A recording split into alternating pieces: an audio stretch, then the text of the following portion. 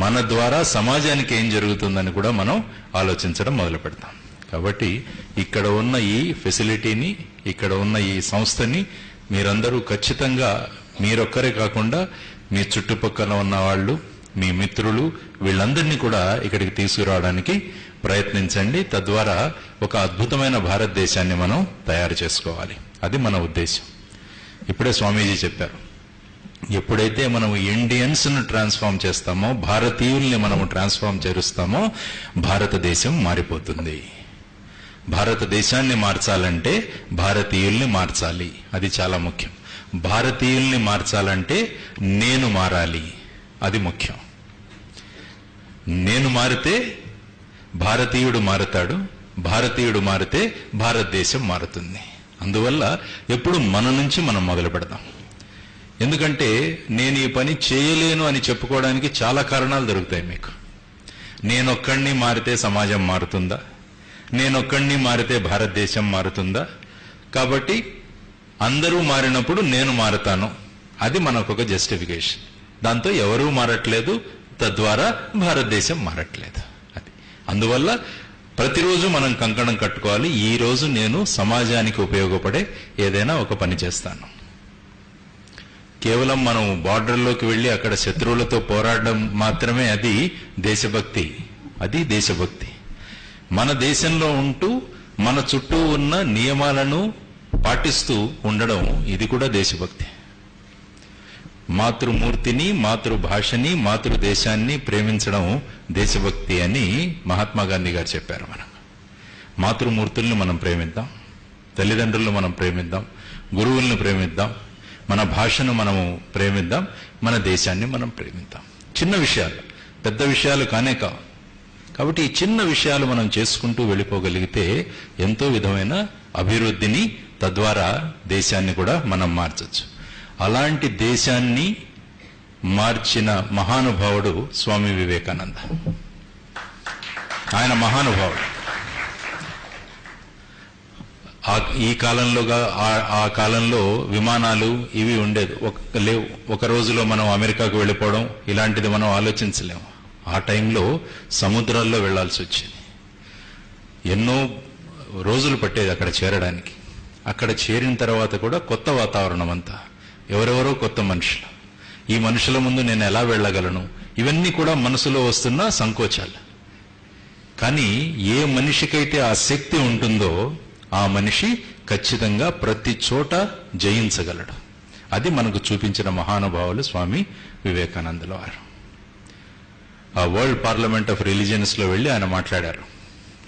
ఆయన అలా కూర్చున్నారు. ఆయనకు నెమ్మదిగా ఛాన్స్ రావడానికి చాలా టైం పట్టింది. ఆయన చివరిగా ఆయనకు ఛాన్స్ దొరికినప్పుడు ఆయన వెళ్లి నిలబడి ఒక్క మాట మాట్లాడగానే అందరూ లేచి స్టాండింగ్ ఓవేషన్ ఇచ్చారు. ఆయనకు నిలబడి కరతాళ ధ్వనులతో ఆ సభాభవనం ప్రాంగణం మారుమోగిపోయింది.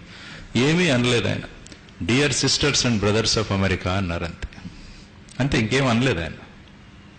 దానికే ఇంత రకంగా ఈ ప్రతిస్పందన లభించడం అన్నది, అది భారతదేశం యొక్క సంస్కృతిని అక్కడ వివేకానందుల వారు 4 పదాల్లో ప్రపంచ దేశాల ముందు తెలియజేశారు. భారతదేశం అంటే ఏంటి, భారతదేశం యొక్క సంస్కారం, సంస్కృతి అంటే ఏంటి అని. ఎందుకంటే వివేకానందుల వారి ముందు మాట్లాడిన వాళ్ళంతా అక్కడ లేడీస్ అండ్ జెంటిల్మెన్ అని మొదలుపెట్టారు సభ. అంటే మేము ప్రపంచంలో ఉన్న వ్యక్తులందరినీ పురుషులుగాను స్త్రీలుగాను మాత్రమే గుర్తిస్తాము అని మిగతా వాళ్ళు అంటుంటే, వివేకానందుల వారు లేచి మేము స్త్రీలు పురుషులు కాదు, ప్రపంచంలో ఉన్న మానవాళి అంతా కూడా మా కుటుంబ సభ్యులు అని గౌరవించే సంస్కృతి, సంస్కారం మా భారతీయులది అని అందరి ముందు ఆయన ఆ రోజు వెలుగెత్తి చాటి చెప్పాడన్నమాట. అది భారతదేశం, అది భారతదేశం, అది భారతీయత. అందువల్ల ఇలాంటి ప్రేరేపించే వ్యక్తులు మన ముందు ఉన్నప్పుడు వాళ్ళ దగ్గర నుంచి ఎంతో అనుభూతులు మనం పొందగలగాలి. ఆ స్ఫూర్తిని తీసుకుని మనం సమాజం కోసం మనం పని చేయాలి. ఇది చాలా ముఖ్యం. ఇప్పుడే స్వామీజీ చెప్పారు, సరస్వతి బ్యాంక్ అని, లక్ష్మీ బ్యాంక్ అని. సో ఇప్పుడు సరస్వతి బ్యాంక్ అకౌంట్ మనం పెంచుకోవాలి. అంటే ఎన్నో అనుభవాలు కేవలం మీరు పాఠ్య పుస్తకాల్లో చదివే విషయాలు మాత్రమే సరస్వతి బ్యాంకులో కావు, అందులో ఇంకో ఎన్నో విషయాలు పడాలి. అప్పుడే ఈ బ్యాంక్ ఖాతాలో బ్రహ్మాండమైన అభివృద్ధి వస్తుందను. ఆ తర్వాత మీ లక్ష్మీ బ్యాంకులో మీరు ఆలోచించాల్సిన అవసరం లేదు, ఆ బ్యాంకులో అలాగా అమౌంట్ పడిపోతూనే ఉంటుంది. అందువల్ల ఇప్పుడు దీని మీద కాన్సన్ట్రేట్ చేయడం చాలా ముఖ్యం. తల్లిదండ్రులు ఉన్నారు ఇక్కడ, కాబట్టి వారిని ఉద్దేశించి మాట్లాడుతున్నారు. చాలా మంది తల్లిదండ్రులు ఈ మధ్యలో వెళ్ళి మాట్లాడితే, మా అబ్బాయికి మ్యాథ్స్లో ఇన్ని వచ్చాయండి, ఫిజిక్స్లో ఎన్ని వచ్చాయండి, కెమిస్ట్రీలో ఇన్ని వచ్చాయండి, ఎంసెట్లో ఇంత ర్యాంక్ వచ్చిందండి. ఇది వాళ్ళ గురించి. మనిషి, ఒక వ్యక్తి మనిషిగా ఎంత ఎదుగుతున్నాడు అన్నది కూడా మనం ఒక కొలమాపన, మెజర్మెంట్ లాగా మనం పెట్టుకోవాలన్నమాట. మార్కులతో పాటు, నేను ఎప్పుడు అంటుంటాను, మార్కులతో పాటు మనిషిలో మార్పులు కూడా రావాలి అని. మార్కులతో పాటు ఎప్పుడైతే మార్పులు వస్తాయో మనిషిలో, అప్పుడు మన భారతదేశానికి పూర్వ వైభవం వస్తుందని నేను ఎప్పుడు చెప్తుంటాను. మన దేశానికి ఎంతో అద్భుతమైన చరిత్ర ఉంది, మీకు తెలియదు. దేశానికి ఎంతో గొప్ప అద్భుతమైన చరిత్ర ఉంది. మీరు ఒక్కసారి భారతీయ చరిత్రను మీరు చూసి చదివారంటే, ఎక్కడా కూడా సంస్కృతి సంస్కారం ప్రపంచంలో లేనప్పుడు మన భారతదేశంలో అత్యున్నత సంస్కృతి సంస్కారం మన భారతదేశంలో ఉండింది. ప్రపంచానికే సంస్కృతి సంస్కారం నేర్పిన దేశం భారతదేశం. ఇప్పుడు ఎవరైనా విద్యార్థులను వెళ్ళి అడగండి, నువ్వేంటి బాబు, వాట్ ఈజ్ యువర్ గోల్ అంటే, నేను MITకి వెళ్ళాలండి, మెసాచ్యుసెట్స్ ఇన్స్టిట్యూట్ ఆఫ్ టెక్నాలజీ అమెరికాలో, విస్కాన్సిన్ యూనివర్సిటీకి వెళ్ళాలి, స్టాన్ఫర్డ్ యూనివర్సిటీకి వెళ్ళాలి అని ఇప్పుడు అడుగుతున్నారు. ఆ కాలంలో అప్పుడున్న విద్యార్థులను మీరు అడిగితే, మీ కోరిక ఏంటంటే నలంద తక్షశిల విద్యాలయాల్లో వెళ్ళి మేము చదువుకోవాలి అని అప్పటి విద్యార్థులు మన విశ్వవిద్యాలయాల గురించి మాట్లాడారు. అలాంటి భారతదేశం మనది. ఎప్పుడైతే మనకు దేశం పట్ల అవగాహన ఉంటుందో, ఎప్పుడైతే మన దేశం పట్ల మనం ప్రేమను పెంచుకుంటామో, అప్పుడు ఖచ్చితంగా ఈ దేశం కోసం ఏవైనా చెయ్యాలన్న భావనలు మన మనస్సులో కలిగిస్తాయి.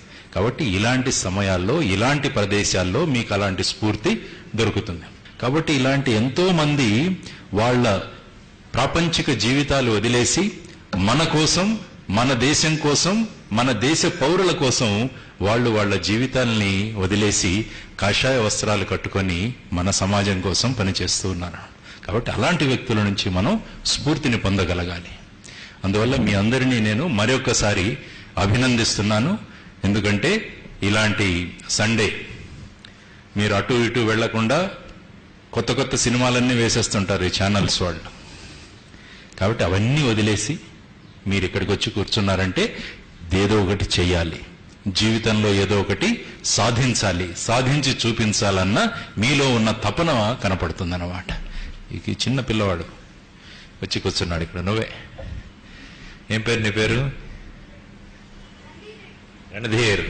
చూడండి పేరు కూడా రణధీర్. సో యుద్ధం చేసి అందులో ధీరుడుగా నిలబడతాడు. ఇక్కడ కూర్చున్నాడు ఫస్ట్ బెంచ్లో. గొప్ప ఫీలింగ్. కాబట్టి ఇలాంటి భావాలతో గనక మనం అంతా ముందుకు రాగలిగితే ఖచ్చితంగా మనం జీవితంలో విజయాలను సాధిస్తాం అని మీ ముందు చెప్పాలనుకుంటున్నాను. ఎప్పుడు చెప్పే విషయాలే మళ్ళా ఒకసారి మీతో పాలు పంచుకుంటాను.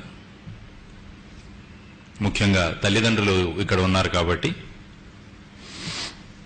మా మిత్రులు ఆకేళ్ల రాఘవేంద్ర గారు ఎప్పుడు చెప్తుంటారు, ఆయన పుస్తకాల్లో కూడా రాశారు ఈ విషయాలు. ఇది పిల్లల కోసం క్వశ్చన్స్. ఇక్కడ ఉన్న వీళ్ళు ముందు రణధీరు, వీళ్ళ మిత్రులందరి కోసం. ఇప్పుడు ఈ ప్రోగ్రాం అయిన తర్వాత మీ అందరికీ ఒక్కొక్క బకెట్లో నీళ్ళు ఇస్తాం. ఇచ్చేసి మనం మొత్తం రామకృష్ణ మఠంలో ఎక్కడెక్కడైతే చెట్లు ఉన్నాయో ఆ చెట్లకు నీళ్లు ఇవ్వండి అని చెప్పేసి గురువు గారు ఇప్పుడు చెప్తారు మీకు. చెప్పిన తర్వాత ఏ చెట్లకు నీళ్ళు వేస్తావు రణధీర్? ఏ చెట్టుకి వేస్తావు? చిన్న చెట్లు ఉన్నాయి, పెద్ద పెద్ద చెట్లు ఉన్నాయి ఇక్కడ.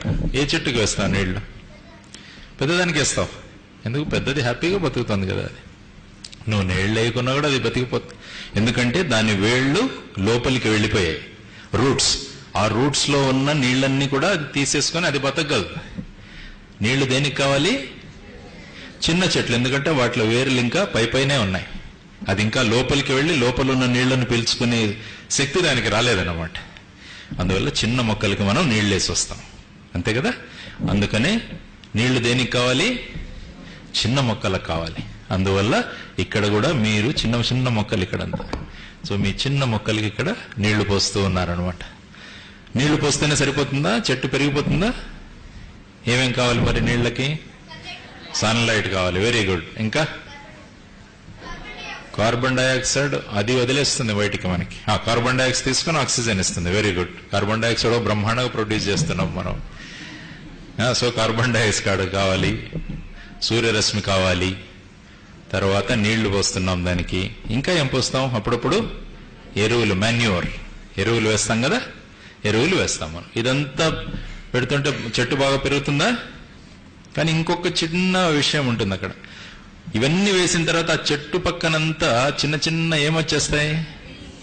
వీడ్స్ వస్తాయి. వీడ్స్, కలుపు మొక్కలు అంటాం. కలుపు మొక్కలు, గడ్డి, ఇలాంటి చిన్న చిన్నవన్నీ పెరుగుతాయి. మరి ఆ వీడ్స్ని అలాగే ఉంచుతామా, తీసేస్తామా? తీసేస్తాం. వీడ్స్ని తీయకుంటే ఏమవుతుంది? చెట్టు పెరగదు. చెట్టు పెరగకుండా వీడ్స్ పెరిగిపోతాయి. కరెక్టా? కాబట్టి ఆహారం ఇవ్వాలి అంటే నీళ్లు ఇవ్వాలి, సూర్యరశ్మి కావాలి, ఎరువులు వేయాలి, దానితో పాటు వీడ్స్ కూడా మనం తీసేయాలి. సో ఇప్పుడు మీకు ఇంకో క్వశ్చన్ పిల్లలకి. ఆ చెట్టు స్థానంలో మిమ్మల్ని ఆలోచించుకోండి. మీరే చెట్లు, మీరే చెట్లు. చెట్టుకి ఏమేయాలి? నీళ్లు వేయాలి. అమ్మా నాన్నలో మీకు బ్రహ్మాండంగా భోజనం పెడుతున్నారా లేదా? ఇంట్లో బ్రహ్మాండంగా భోజనం పెడుతున్నారు. ఇల్లు కట్టించి ఇచ్చారు మీకు. మీరు రోజు స్కూల్కి వెళ్ళడానికి వాళ్ళు స్కూల్ బస్సులో కానీ, ఆటోలో కానీ, వెహికల్లో కానీ మిమ్మల్ని అంతా వదులుతున్నారు. ఇవన్నీ బాగా జరుగుతున్నాయి. మరి కలుపు మొక్కలు కూడా పెరుగుతున్నాయా లేదా మన చుట్టూ? ఏవైతే మన వల్ల సమయం వృధా చేస్తాయో వాటిలను కలుపు మొక్కలు అంటాను నేను. కాబట్టి ఇప్పుడు మీ చుట్టూ పెరుగుతున్న కలుపు మొక్కలు అంటే మీరే చెప్పాలి నాకు. దేనివల్ల అయితే మీరు సమయం వృధా అవుతుందో మీకు, you are wasting your time and you are not able to concentrate on your studies and duties. అలాంటి కలుపు మొక్కలు ఏంటో మీరు చెప్పాలి నాకు.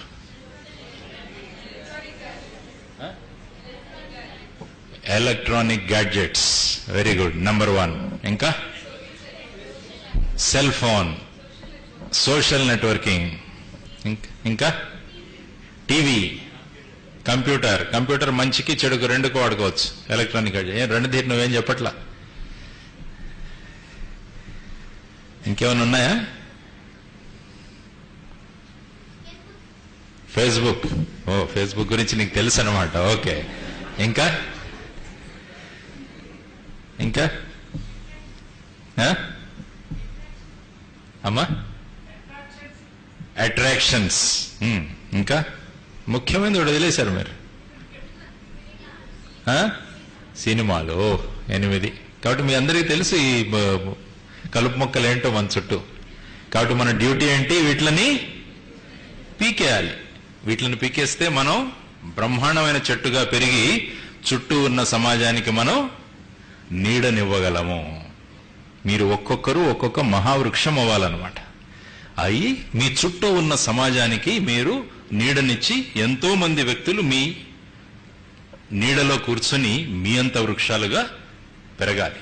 అది మీరు చేసుకోవాలి. ఈ కలుపు మొక్కలను మనం తీసివేయలేకుంటే కలుపంతా మన చుట్టూ పెరిగిపోయి మనం ఎక్కడో ఉండిపోతాం. కాబట్టి కలుపు మొక్కలు తీసేద్దామా? రణధీర్, తీద్దామా లేదా? ఫేస్బుక్ అకౌంట్ ఉందా లేదా? ఓకే. నేను మొన్న స్కూల్కి వెళ్ళా. స్కూల్కి వెళ్తే రణధీర్ లాగా ఇంత చిన్నవాడు వచ్చాడు. వచ్చి ఫేస్బుక్, సార్ నాకు ఫేస్బుక్ అకౌంట్ ఉంటుంది సార్ అన్నాడు. Okay, very good. ఎన్ని అకౌంట్స్, ఎంతమంది ఫ్రెండ్స్ ఉన్నారా అన్నాను. ఒక 500 ఉన్నారు సార్ అన్నాడు. వా, నాకు చాలా ఆశ్చర్యమైంది. ఇంతే వాడికి 500 మంది ఉన్నారట మిత్రులు. సో వాడిని నేను అడిగాను, ఏం చేస్తారు అన్న రోజు లేస్తే అంటే, ఏం లేదు సార్, మార్నింగ్ లేవగానే ఏమీ లేదు, డైరెక్ట్ గా బెడ్ నుంచి లేవగానే కంప్యూటర్ దగ్గరికి వెళ్ళిపోయి నా ఫేస్బుక్ ఓపెన్ చేసేస్తాను, చేసి హాయ్ హౌ ఆర్ యూ అని టైప్ చేస్తానంట. సో మరి ఏమవుతుంది అన్న, మరి మా ఫ్రెండ్స్ అంతా ఎవరెవరు వాళ్ళు లేస్తుంటారు కదా, వాళ్ళు కూడా లేచి చేస్తారండి ధీర్ ఐఎమ్ ఫైన్ అని కొట్టేస్తాను. సో అలా కొట్టుకుంటూ వాళ్ళు అలా రోజులు గడిపేస్తున్నారు. కాబట్టి అబ్బాయిని అడిగాను,